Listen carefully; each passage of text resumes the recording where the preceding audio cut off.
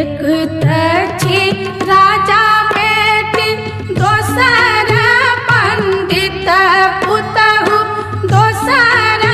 पंडित पुतहु हमरा से होते नहीं ओ छवन रे गवा